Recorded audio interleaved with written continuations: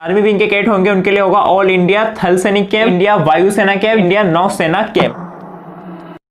जय हिंद कैडेट्स, कैसे आप सब इंडिया सब एकदम स्वस्थ होंगे, व्यस्त होंगे और मस्त होंगे। आज की वीडियो हम बात करेंगे टीएससी कैंप के बारे में। ऐसे लेकर जेड तक पूरी डिटेल बताऊंगा कि टीएससी कैंप क्या होता है, इसके सिलेक्शन कैसे होते हैं और किस तरीके से तीनों विंग में टीएससी कैंप ऑर्गेनाइज किया जाता है। ठीक है, तो सबसे पहले मैं आपको बता दूं जो टीएससी कैंप होता है उससे पहले हमको समझना होगा एससी यानी कि सैनिक कैंप।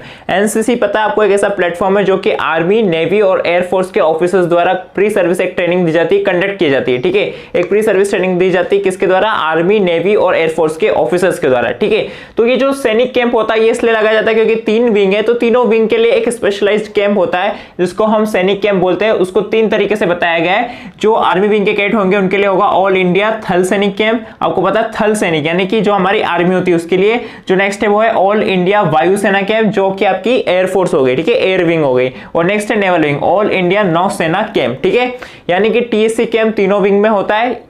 एससी यानी कि सैनिक कैंप हम इसे बोलते हैं। ठीक है, अभी हम बात करते हैं ऑल इंडिया थल सैनिक कैंप के बारे में। ठीक है, तो आज की वीडियो पूरी इसके ऊपर होने वाली है। इन दो को हम नेक्स्ट वीडियो में डिस्कस करेंगे। अगर आप कमेंट करेंगे तो मैं इसका वीडियो जरूर लेके आऊंगा।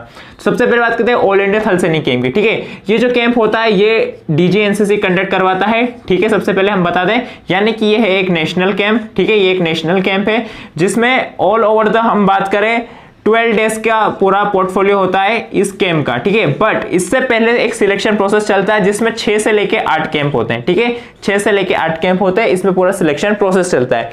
तो वन बाय वन हम पूरा डिस्कस करेंगे इस कैंप के बारे में। कुछ टीएससी कैंप के क्राइटेरिया जिसको हम डिस्कस कर लेते हैं। सबसे पहले हम बात करते हैं टीएससी कैंप को सीनियर डिवीजन के कैडेट्स और जूनियर डिवीजन के कैडेट्स भी इसे कर सकते हैं। ठीक है, एसडी और जेडीज दोनों कर सकते हैं। बॉयज कैडेट भी, गर्ल्स कैडेट भी, A certificate, B certificate, C certificate के कैडेट से कर सकते हैं। और सेकंड ईयर में उस कैडेट का एनरोलमेंट होना चाहिए, यानी कि फर्स्ट ईयर आपकी एनसीसी कंप्लीट हो जानी चाहिए, एक बेसिक सी ट्रेनिंग। सेकंड ईयर में आप टीएससी कैंप करने के लिए एलिजिबल होते हैं। ठीक है, अब बात करते हैं हाइट का। सबसे ज्यादा इशू रहता है कि हाइट, आरडीसी में हाइट चाहिए होती है। आपको पता है ड्रिल के लिए बहुत ज्यादा इशू, उसमें कैडेट्स बहुत ज्यादा ट्राई करते हैं बट हाइट की वजह से वो सिलेक्ट नहीं हो पाते आरडीसी कैंप में। बट टीएससी में हाइट का कोई रोल नहीं है। अगर आपकी हाइट बहुत कम है और आप इसके सिलेक्शन प्रोसेस में सिलेक्ट हो जाते हैं तो आप टीएससी कैंप कर सकते हैं। ठीक है, हाइट का कोई इशू नहीं है। अब बात करते हैं टीएससी कैंप में सिलेक्ट होने के लिए आपको 3 मेन चीज होनी चाहिए। सबसे पहले आपका फिजिकल बहुत ज्यादा स्ट्रेंथ होनी चाहिए, फिजिकली स्ट्रांग होनी चाहिए। इसके अलावा मेंटल यानी कि आपका नॉलेज वगैरह ये सारी चीजें भी होनी चाहिए। और थर्ड आता है इंटरेस्ट किसी भी एक इवेंट में जिससे आप इस टीएससी कैंप को करेंगे। ठीक है, नेक्स्ट हम डिस्कस करने वाले हैं कि कितने तरह के इवेंट होते हैं टीएससी में अगर आप सिलेक्ट होना चाहते हैं तो। ठीक है, तो किड्स अब हम डिस्कस कर लेते हैं कि आखिर टीएससी कैंप में कितने इवेंट्स होते हैं। तो सबसे पहले मैं आपको बता दूं टीएससी कैंप में टोटल 8 इवेंट्स होते हैं। जो सबसे इंपॉर्टेंट इवेंट होता है वो होता है ऑब्स्टिकल ट्रेनिंग। ठीक है, ये जो ऑब्स्टिकल ट्रेनिंग होती है इसमें 10 से 12 ऑब्स्टिकल्स रहते हैं जिसको आपको 30 सेकंड्स में क्रॉस करना होता है। ठीक है, इसका कंपटीशन होता है, one of the most important event होता है टीएससी में। नेक्स्ट हम बात करते हैं फायरिंग का। ठीक है, इसमें 2 पोर्शन होते हैं, एक होता है स्नैप फायरिंग, एक होता है एडवांस। ठीक है, इस तरीके का इवेंट होता है टीएससी कैंप में। जो इवेंट होता है वो होता है मैप रीडिंग का। नेक्स्ट हम बात करते हैं जजिंग डिस्टेंस का, फासले का अनुमान का। ठीक है, बात करते हैं फील्ड सिग्नल। ठीक है, ये कहते हैं हेल्थ एंड हाइजीन का। ठीक है, हेल्थ एंड हाइजीन का मैं आपको बता दूं रिटर्न और वाइवा। ठीक है, इस तरीके से क्वेश्चन होता है, इवेंट होता है।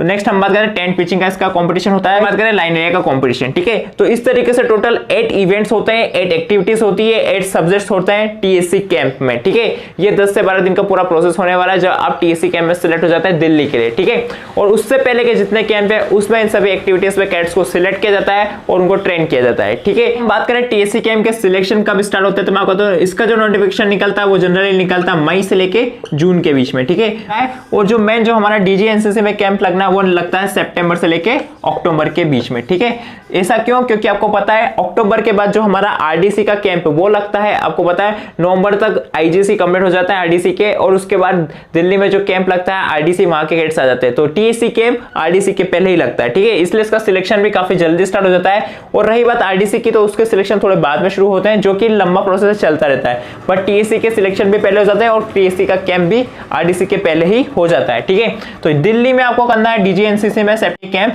उससे पहले मई जून से इसके सिलेक्शन स्टार्ट होंगे। और जो बीच का मंथ है जुलाई अगस्त उसमें सारे कैंप्स लगेंगे, आईजीसी होगा, आईबीसी होगा, वो हम डिस्कस करते हैं वन बाय वन। मई जून में टीएससी कैंप का नोटिफिकेशन निकलता है। स्कूल और कॉलेज से कुछ कैडेट्स को सिलेक्ट किया जाता है, उनके नाम बटालियन पे पहुंचाए जाते हैं और बटालियन पे एक दिन मई और जून की बात कर रहा हूं उसी एक दिन में उनका सिलेक्शन होता है। ठीक है, तो बटालियन लेवल पे आपके सिलेक्शन में क्या क्या प्रोसेस होगा मैं आपको बता दूं।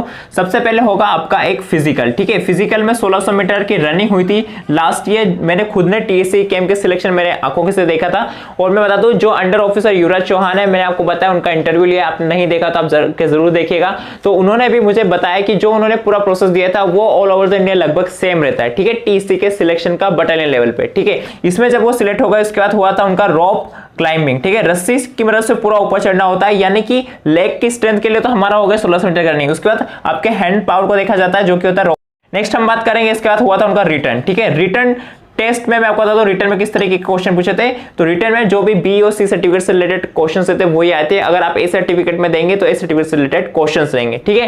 यहाँ पे मैं बता दूं, जब ये पूरा हो जाता है तो कुछ दिनों बाद निकलती है इसकी मेरिट, ठीक है। इस मेरिट में जितने भी कैडेट सिलेक्ट होते हैं, ठीक है, जेडी, जेडब्ल्यू, एसडी, एसडब्ल्यू सभी की बात कर रहे हैं, उनका फिर नाम जाता है आगे और वो करते हैं फर्स्ट कैंप टीएससी का। बटालियन लेवल पे सिलेक्ट हो जाते हैं तो उनके स्टार्ट हो जाते हैं टीएससी के कैंप्स, ठीक है। इन कैंप्स में ही क्या होता है मैं आपको बता दूं, जो जितने भी मैंने आपको 8 इवेंट्स बताएं वो सभी इवेंट्स के कंपटीशन होते हैं। कैडेट्स को प्रिपेयर किया जाता है कि कौन सा कैडेट किस इवेंट में अच्छा है, उसके थ्रू कैडेट्स टीएससी कैंप करेंगे, ठीक है। टीएससी के जो इनिशियल कैंप्स रहेंगे, यानी कि फर्स्ट और सेकंड नंबर के जो 2 कैंप रहेंगे, इसमें कैडेट्स का क्या होगा, सिलेक्शन होगा उन सभी 8 इवेंट्स में, यानी कि सभी कैडेट्स इन 8 इवेंट में पार्टिसिपेट करेंगे और सभी का कंपटीशन होगा, ठीक है। तो इसमें जो कैडेट्स सिलेक्ट होंगे उससे ये पता चल जाएगा कि कौन सा कैडेट किस इवेंट में अच्छा है। जो 2 कैंप होंगे इसमें इन सभी कैडेट्स के 8 इवेंट्स में कंपटीशन होना है। अगर 3rd और 4th नंबर की कैंप की तो उसमें क्या होगा, हर एक कैडेट का पर्टिकुलर इवेंट में कंपटीशन होगा। यानी कि मेरे कहने का मतलब है, जो शुरू के इनिशियल कैंप होंगे उसमें एक कैडेट सभी इवेंट में पार्टिसिपेट करेगा,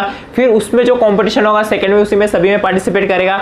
बट जो 3rd और 4th कैंप रहेंगे वो एक ही इवेंट में पार्टिसिपेट करेगा, यानी कि यहां उसे पता चल जाएगा कि वो किस इवेंट में अच्छा है। लाइक जो कैडेट यहाँ बटालियन से सिलेक्ट हुआ है उसने सभी इवेंट में पार्टिसिपेट किया और वहां उसे पता चलता है कि वो फायरिंग में अच्छा है, ठीक है। तो यहां से क्या होगा, फिर उसका फायरिंग में कंपटीशन स्टार्ट होगा, ठीक है। इससे पहले वो सभी कंपटीशन के लिए फाइट करेगा, सभी के लिए प्रिपेयर करेगा, ठीक है। तो इस तरीके की चीजें चलेगी। यहां तक तो है बटालियन लेवल के कंपटीशन, ठीक है, यानी कि एक ग्रुप की पूरी एक टीम बन जाएगी। जब ग्रुप की टीम बन जाएगी तो उस ग्रुप का डिफरेंट ग्रुप से कंपटीशन होगा, तो ये कहलाते हैं आईजीसी कैंप्स, ठीक है, इंटर ग्रुप कॉम्पिटिशंस, ठीक है। तो यहाँ पे जब कैडेट्स पहुंच जाएगा तो उसका डिफरेंट ग्रुप्स के कैडेट्स के साथ कंपटीशन होगा, ठीक है, वो भी उसके अलग अलग इवेंट्स के थ्रू, जिस इवेंट में उस कैडेट ने यहाँ पे सिलेक्शन दिया है, ठीक है। तो कुल मिला के यहाँ पे क्या होगा, जब आईजीसी कंप्लीट हो जाएगा, जब इंटर ग्रुप कॉम्पिटिशन होगा तो डिफरेंट ग्रुप्स की टीम बनेगी और उन टीम्स में जो कैडेट्स सिलेक्ट होंगे, जिस कैंप में हम बात कर रहे हैं, यहाँ पे डिफरेंट ग्रुप्स के बीच में कॉम्पिटिशन होगा, तो वहां पे एक जो टीम बनेगी वो कहलाएगी एक पूरे डायरेक्टरेट की टीम। और उसके बाद उनके लगेंगे प्री टीएससी कैंप, ठीक है, प्री टीएससी कैंप, ठीक है। जो प्री टीएससी कैंप होता है इसमें कैडेट्स के बहुत अच्छी तरीके से टीम बन जाती है, फायरिंग। और ये जो प्री टीएससी कैंप होता है यहाँ पे बिल्कुल टीएससी कैंप जैसा माहौल रहता है, यानी कि जो टीएससी में परफॉर्म करना है उसी तरह की पूरी टीम बन जाती है। फायरिंग का कंपटीशन अलग, ऑब्स्टेकल के कंपटीशन अलग, इस तरीके से पूरा कंपटीशन होता है प्री टीएससी कैंप में, ठीक है। और जब ये पूरा प्रोसेस की हम बात करें, टाइम ड्यूरेशन हो जाता है लगभग 2 से 3 महीने, ठीक है। और इसके बाद मैंने आपको बताया मई जून से कंपटीशन स्टार्ट होता है, यहाँ तक टाइम पहुंच जाता है सितंबर का, और सितंबर और अक्टूबर से हमारे स्टार्ट हो जाते हैं डीजीएनसीसी के टीएससी कैंप, ठीक है। और जो प्री टीएससी कैंप में जो कैडेट्स सिलेक्ट होते हैं फिर यहां से वो जाते हैं दिल्ली के लिए, जो कि 12 दिन का कैंप होता है मेन AITSC, ठीक है। हम बात कर लेते हैं टीएससी कैंप में आके सीट्स कितनी मिलती है, तो मैं आपको बता देता हूं, सीनियर डिवीजन और जूनियर डिवीजन, ठीक है, 2 डिवीजन होते हैं एनसीसी में,